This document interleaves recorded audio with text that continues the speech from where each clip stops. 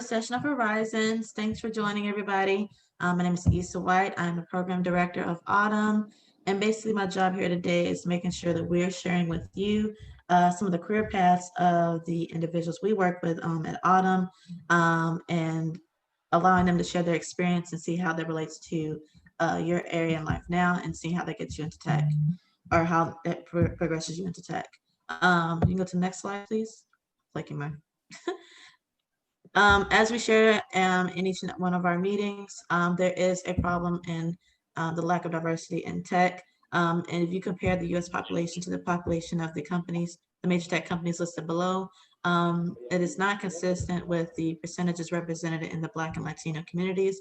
So our goal is to obviously improve that by sharing information from the experts that we share with you during our sessions, Horizon sessions, information we have in the education and cohorts that we offer, as well as job opportunities we provide with the companies that we have relationships with. You can go to the next slide.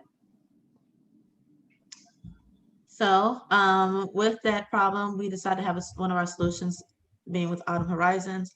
When we were in person, we were able to come to you and share these presentations and bring the people to you in person. But right now we switched to digital platform, and we're able to have a more wide range of our reach in terms of how we share, these career experts, as well as information in the tech industry. So without further ado, I'd like to introduce to you Chris Haywood. All right, good afternoon, everyone. Again, my name is Chris Haywood, and I am the creative director and owner of a corporate video production company in Austin called The Come Up Media. I've been relatively new. I'd say I'm still a baby in the field, about 5 years in the game.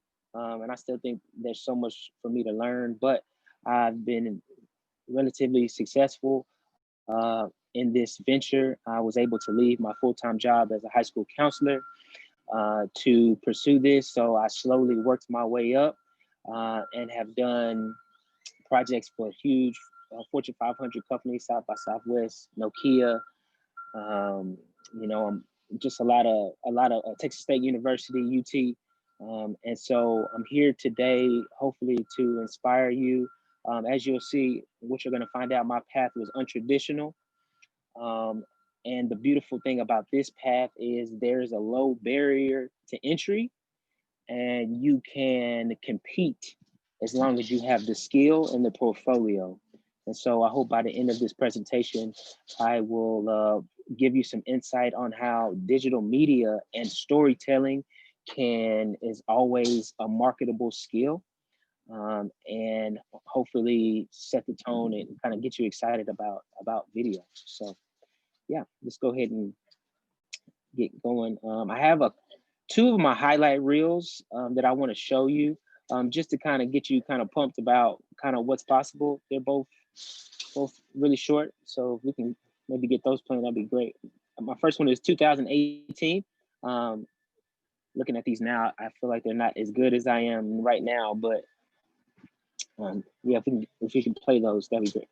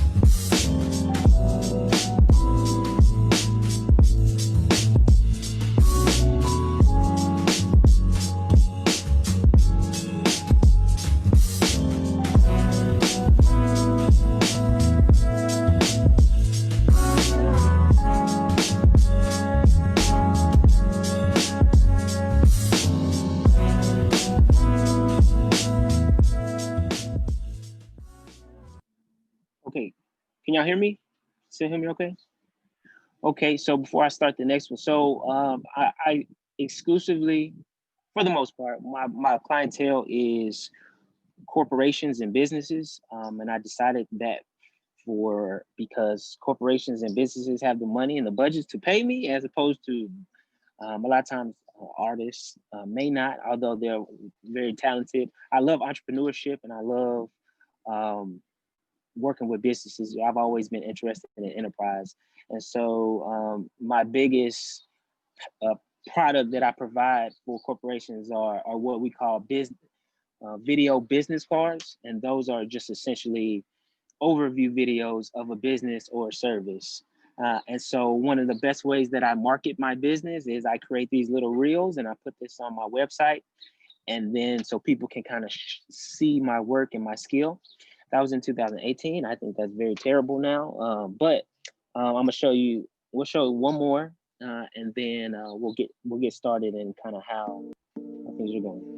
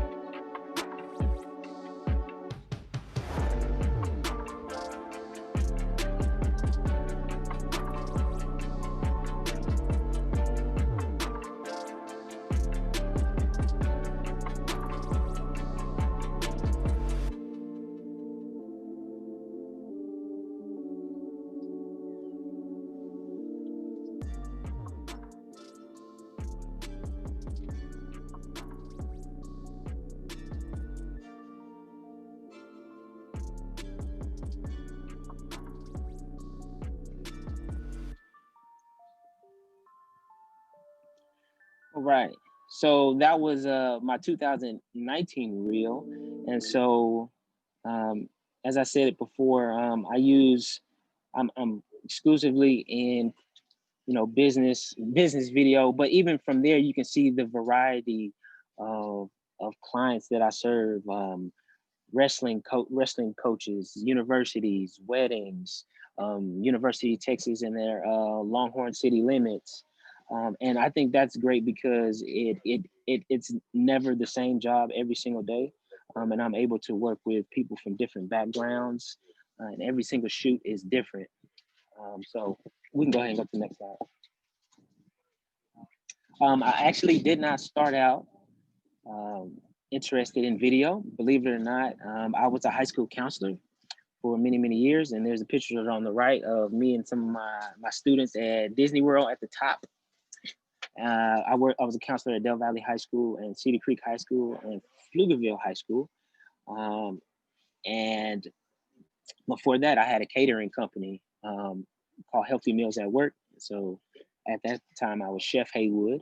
And I say this just to kind of let people know that sometimes the path and figuring out what you want to do in life is not linear, and sometimes there are many stops.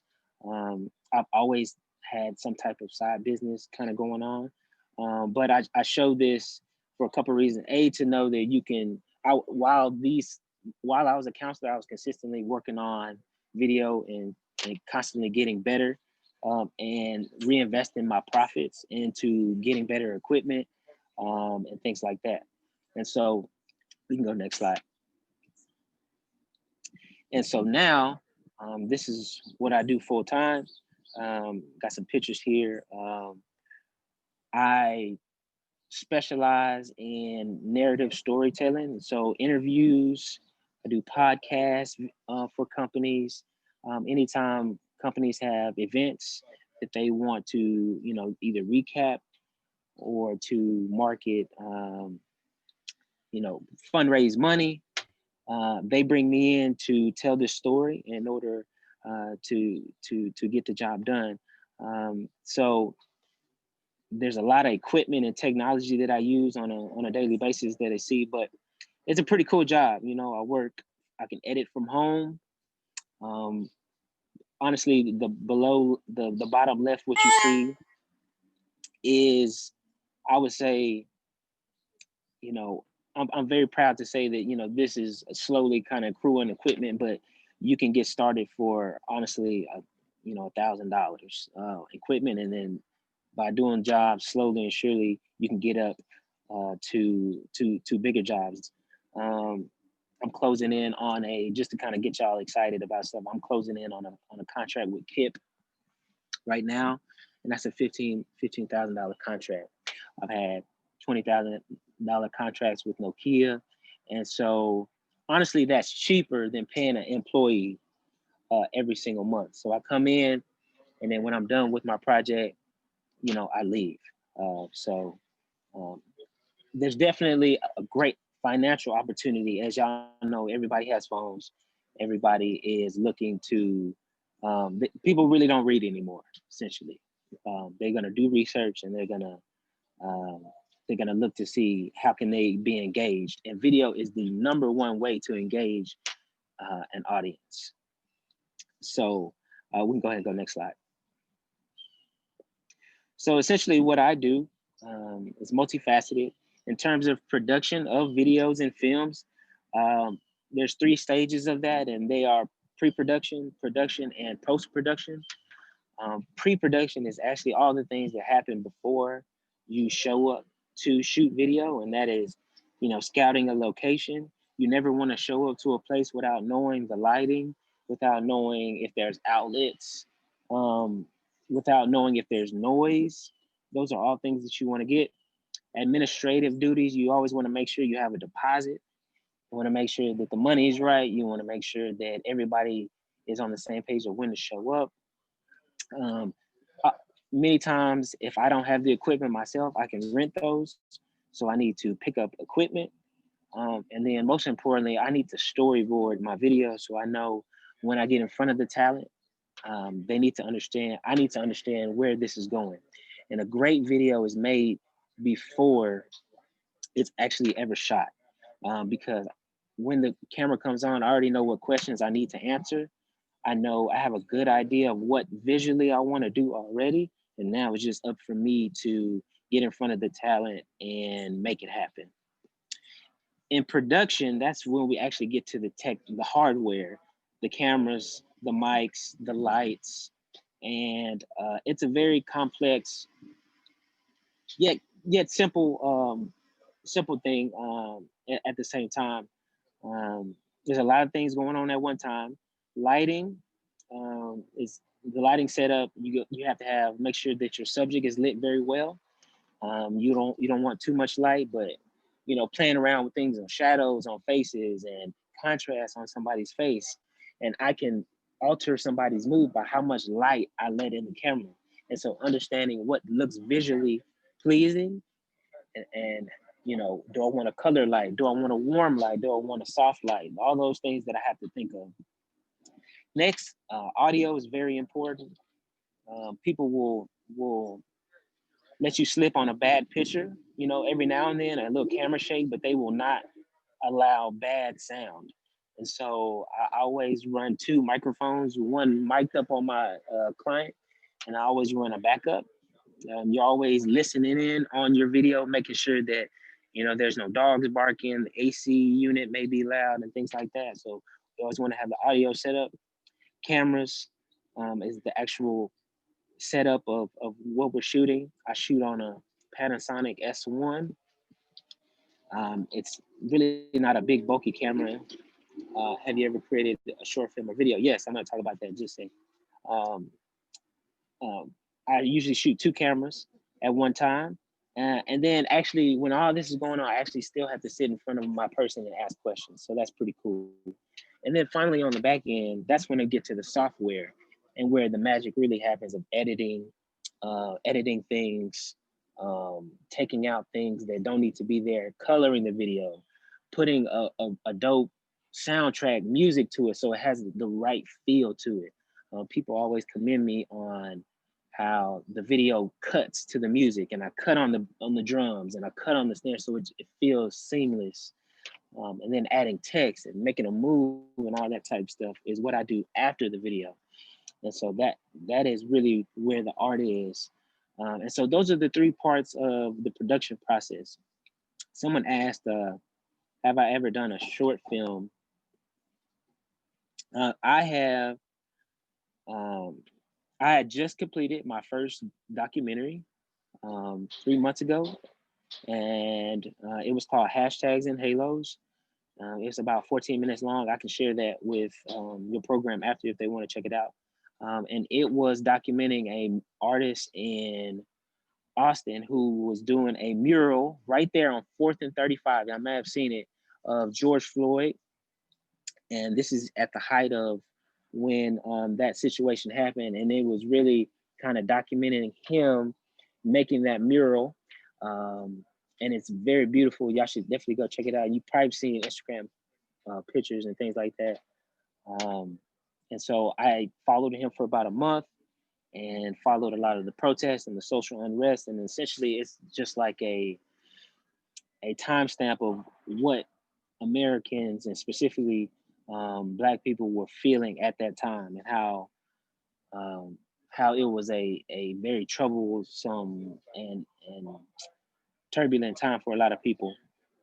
So anyway, it actually just won it qualified for the Capital City Black Film Festival, which is actually this weekend, but I've submitted it to 3 festivals.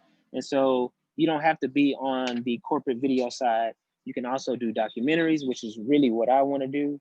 You can also work with music artists.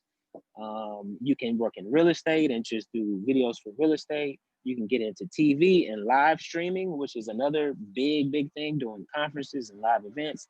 There's a wide spectrum of things you can do with video if you don't want to do corporate. You can go next slide.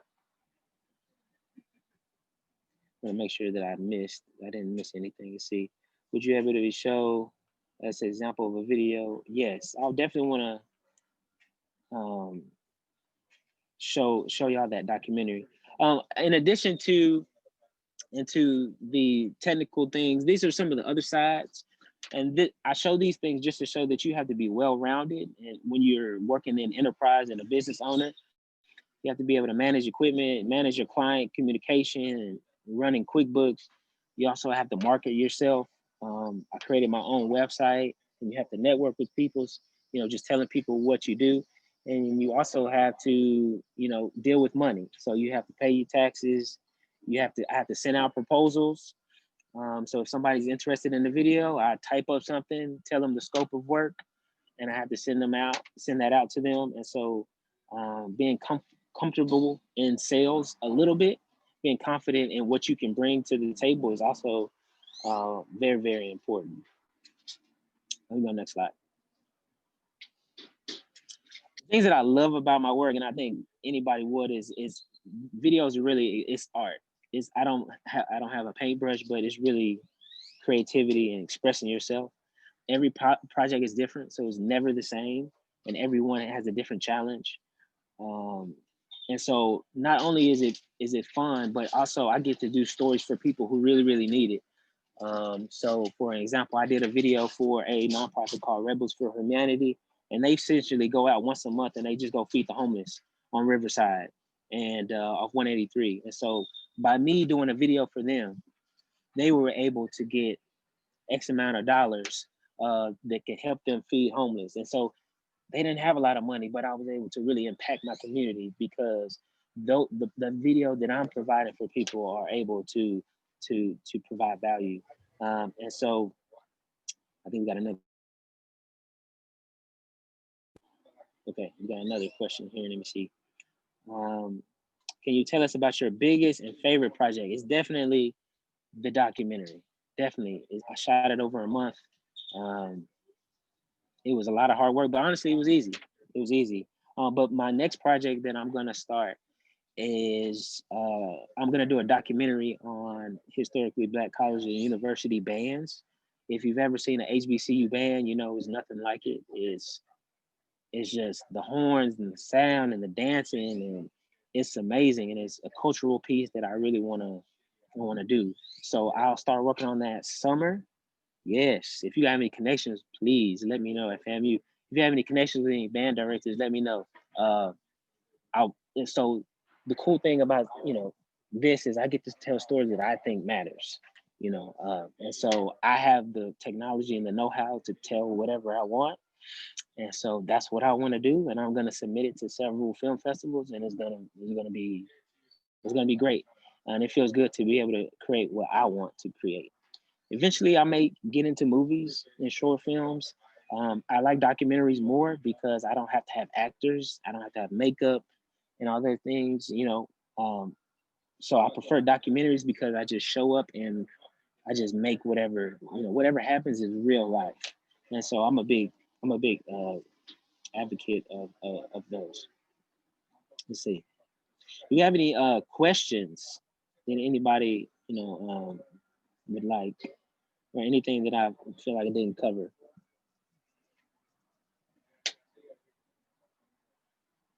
I think that's my last slide. Do I have anything after that? Oh, this is big. I think big things besides the career things I want to say. I feel like great careers are built, not discovered. And when I say that, y'all, I mean that I taught myself video. I taught myself from YouTube. And when I told y'all that it was a low barrier entry, that doesn't mean that I didn't work hard, because I didn't have a media degree to fall back on, and I didn't have a camera. Um, I bought a cheap camera from Precision Camera, used, and I told myself the first year I'm gonna make 100 videos, paid or unpaid. And I just started making vlogs and practicing skills and looking at YouTube tutorials. And then slowly but surely, I kept going and I kept going. So it's very important that if you're in this field, that your portfolio is more important than any type of credentials. Um, passion is great, but passion is overrated in the sense of, it's really about committing to what you want to do and getting good at your job. And so strive for alignment of your values. And when I say that, I mean, like, I want to create stories that matter to me. And so that's what I do. And I don't do videos of people and things that I don't want to do. Um, Start with understand your why. I have a small little daughter, and it's very important that I, be an example for her. So that's what motivates me each day. Getting good at your job is very, very important. I'm not gonna lie, y'all. I'm pretty nice. I'm very good at what I do. And then just using your talents to help your community. I'm from East Austin. I come from very humble beginnings, and so it feels good to help people in my community, especially from Austin. So that's why I do things like that. Reach out to this type of program because I think it's important. Got a question here. I know you say you don't typically work with artists because of cost reasons, but do you normally charge in general for things like music videos, or what should an artist expect to pay for quality? Good question. So different people pay. You can, as a video creator, you can charge hourly, but I do not charge hourly. I charge a day rate and then an hourly edit rate, and that is whatever you want it to be. I don't step out the house for less than $500. And if I step out the house for less than $500, I'm gonna be there for 1 hour. But usually, my half day rate, and half day rate is anywhere from 1 to 3 hours, is $400, and a full day of me shooting 8 hours is anywhere from 8 to 1,000. That doesn't count equipment rentals. Even though I own the equipment, I still charge them for my drone and my 2 cameras and my microphone. And then for editing at home, I charge anywhere from $85 to $100 an hour, because that's where the magic really happens. Honestly, you may be able to find somebody to shoot a camera, but can you really find somebody to really make it beautiful? And so that's really where I make a big difference. So I tax on that. Yeah, I tax them on that. Okay, we got some more questions. What's your favorite project? Definitely, I said my documentary. But besides my documentary, my next favorite project was probably for a nonprofit in Austin called Am I My Brother's Keeper program. It is a college readiness program for Black and Latino boys. And so I created a video for them so they can grow their program, and that I had a lot of fun doing that.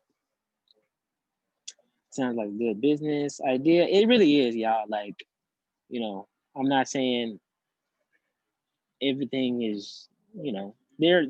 Let me talk about that, because there are some things that you have to deal with. So On the flip side, you know, I'm not a contract employee. I'm not a salary, so I have to get out here and hustle. But I feel like I'm built for this type of thing. Um, I'm not a hard salesman, but at the end of the day, I let my work speak for itself. And so you have to be okay getting out here, really, um, you know, putting your work in front of people and being confident in order to be successful in here. All right, what else? Would you be able to show this example? Yeah, I'm sorry, guys. I don't know how I can. I mean, I showed y'all some videos in the beginning, some little highlight clips. Oh, another thing that I didn't notice, if you just want to, at the end of the day, if I was ever just broke, and I needed to feed my family, I could always go shoot weddings. I don't like shooting weddings. They're very stressful. I don't like dealing with brides, and it's just it's easy, but a lot of things can go wrong. And so, but at the end of the day, I could always charge somebody a lot of money for doing a wedding. So I'll never be broke, at least having video skills. But we also have to understand the field of video is changing. And now with these cameras and phones, you know, I don't ever want video people to feel like, oh, you know, it's just a video, you know. So you always got to stay ahead of the curve. Um, okay, let's see. Over the years, have you determined how have you determined your rate? What factors affect your rate? Oh, good question. So I've determined that, you know, I didn't want to charge hourly because I feel like my time is more valuable than a dollar amount. Slowly but surely, I've decided that, you know, I've come up with a number that's comfortable for me. And that's definitely subjective. Um, Eventually, my goal in 2020, and I feel like I'll hit this, my goal is to not accept any videos lower than 1,000. So I'm gonna double my minimum rate. And that means I'm gonna miss out on people who can't pay me anymore. But that's gonna allow me to take things like this bigger job, like this KIP job, like like a $15,000 job. And as opposed to when I did catering, or, you know, when I did, just to give y'all insight, when I did catering, y'all, if I did a $15,000 catering job, a third of that or a fourth of that, I had to spend on food. I already own the camera. So when I charge $15,000, I mean, for the most part, that's mine in my pocket. I don't have a lot of expenses. I have a little bit, you know, I pay, you know, a couple subscriptions. My cameras are already paid for.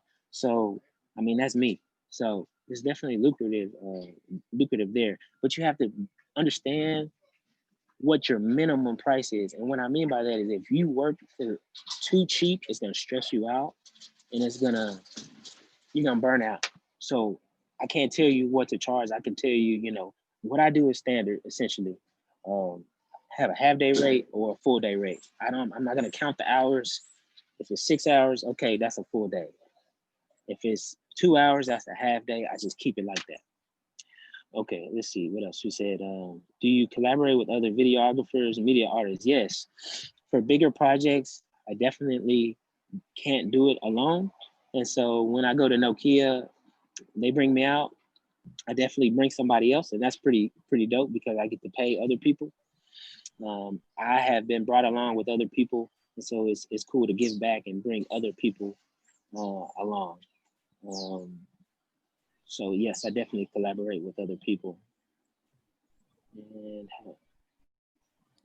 I have a question. Sure. How did you start making videos, or what was your motivation to start doing that?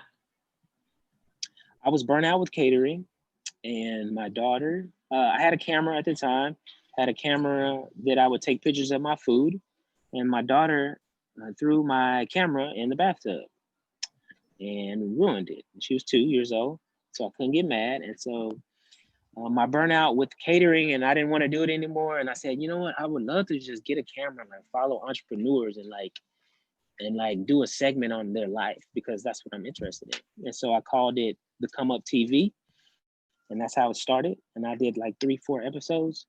And then one day somebody said, well, can you do a video for me? I'll charge you. I'll pay you $300. And I was like, And it's been on ever since. That's how it started. And I just kept going. So I kind of fell into it, but once I committed to it, then I just kept going. I definitely want to check out, you said it's Hashtags and Heroes is the name of the documentary? Hashtags and Halos, yes. Halos. Is that on YouTube or something, or can we watch it? It is on YouTube. I can pull it up here and put it in the chat. Okay. Here. Let's see here. My videos. Yeah, I have it. Vimeo. Hashtags and Halos. It is so the here it goes. Share.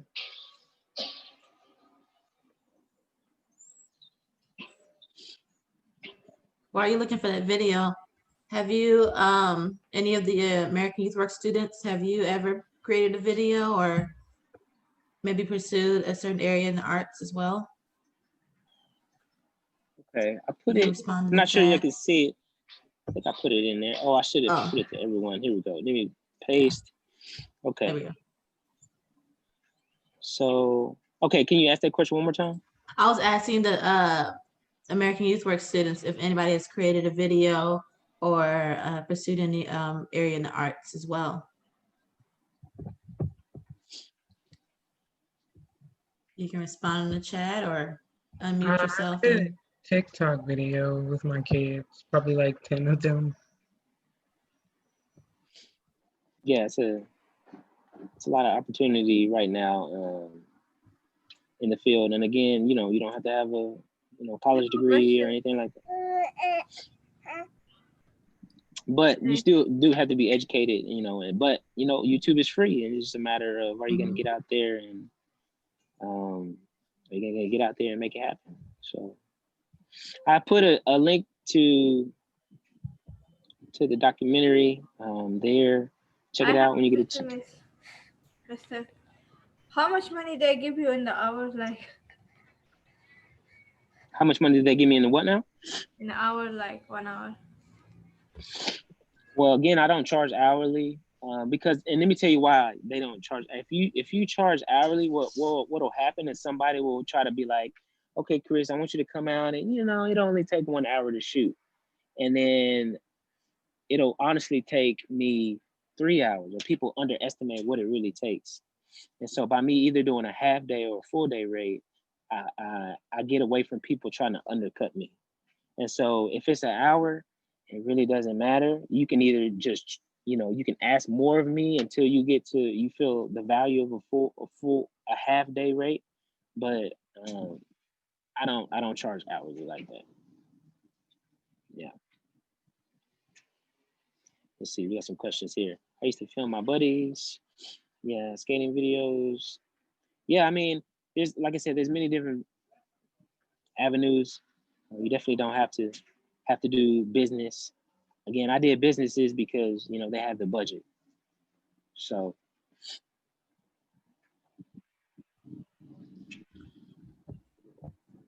are there any other questions, you guys? I know y'all were looking at, talking about more of the media side. So I thought this would be a good person to bring on to share about media and how it relates to tech. There's definitely opportunities with live streaming with COVID and everything that's going on. A lot of people are doing online events and things like that. That's a different skill set. You don't have to edit. You just have to be able to, understand the technology. That's more like broadcasting, but that's a great opportunity right now. Excuse me. Definitely.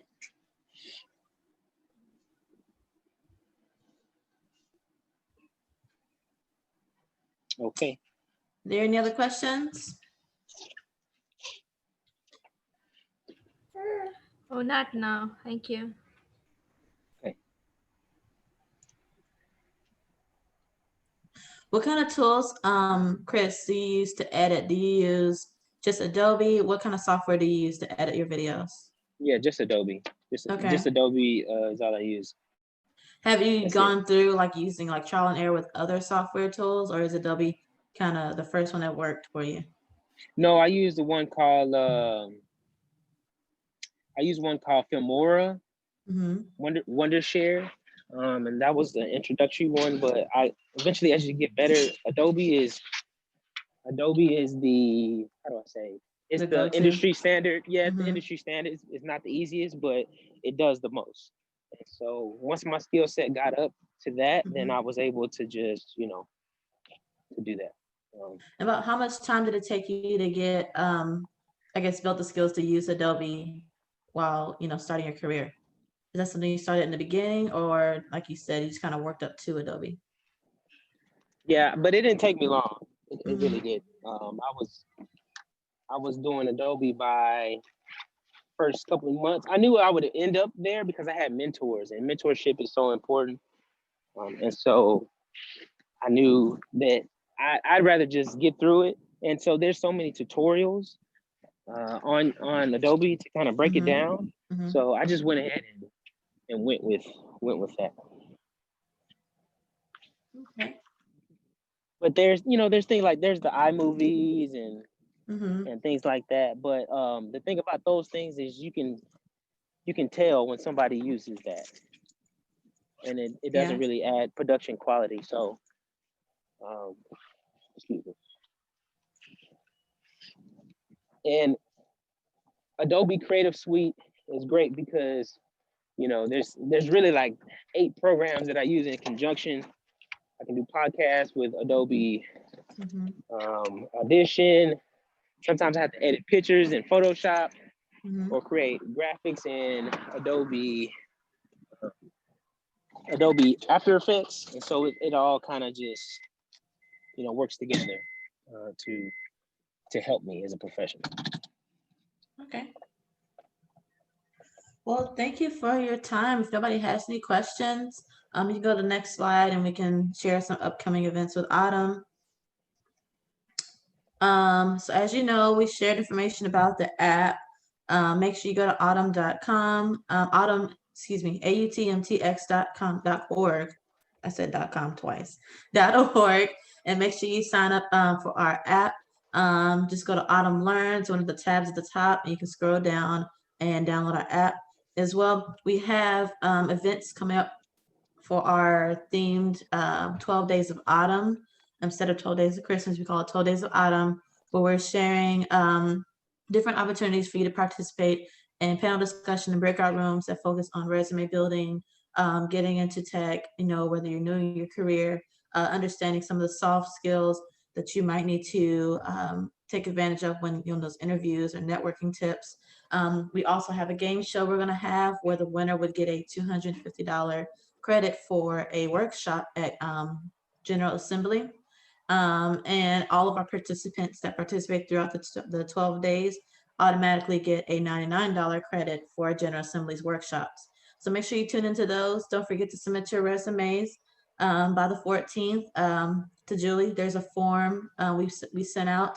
You can attach your resume to that. We're going to have a week of resume blitz where we send, some of our volunteers are going to do 3 rounds of edits for your resume. We'll get it back on the 18th with a fully edited resume. I think you take full advantage of that because you can then use a resume for the next year when it comes to applying for your different jobs or applying it to your progress in tech, the tech industry. Definitely check out our media. Check out our media. If you go to the next slide, outlets, social media, Autumn, AUTMTX on everything, just about, if not a variation of AUTMTX or Austin Urban Technology Movement spelled out. We will definitely be posting the 12 Days of Autumn on our websites and our social media platforms. Get involved and make sure you tune into the next Horizons meeting.